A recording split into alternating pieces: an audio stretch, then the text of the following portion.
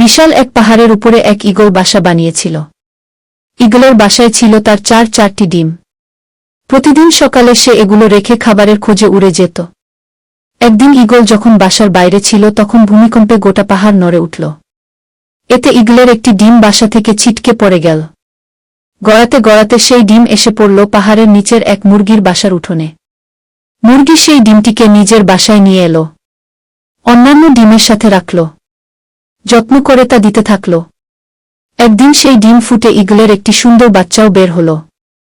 মুরগির বাচ্চাদের সাথে ঈগলের বাচ্চাটি বড় হয়ে উঠতে লাগল, কিন্তু সে ভেতর থেকে যে সবসময় অন্য কিছু অনুভব করত। আকাশে একদিন ঈগলের একটা ঝাঁককে উড়ে বেড়াতে দেখে সে মুরগিকে বলল, ইস, যদি আমিও তাদের মতো উড়ে বেড়াতে পারতাম। মুরগি হেসে উত্তর দিল, তুমি কিভাবে উড়বে? তুমি তো মুরগি এবং মুরগি কখনো উড়ে না। ঈগল মাঝে মাঝেই তার স্বগোত্রীয়দের উড়ে বেড়াতে দেখত এবং স্বপ্ন দেখত সেও তাদের মতোই উড়ে বেড়াবে। কিন্তু প্রতিবার সে তার স্বপ্নের কথা জানালে মুরগি বলত যে এটা একেবারেই অসম্ভব। মুরগির এই কথাটি ঈগল বিশ্বাস করতে শিখল এবং তার জীবনটা বাকি মুরগিদের মতোই কাটিয়ে দিল। অনেক দিন এভাবে কাটানোর পর একদিন সে মারাও গেল। আসলে আমাদের জীবনেও এটা চরমতম সত্য। তুমি যা বিশ্বাস করতে শেখো একদিন তুমি তাই হয়ে উঠবে।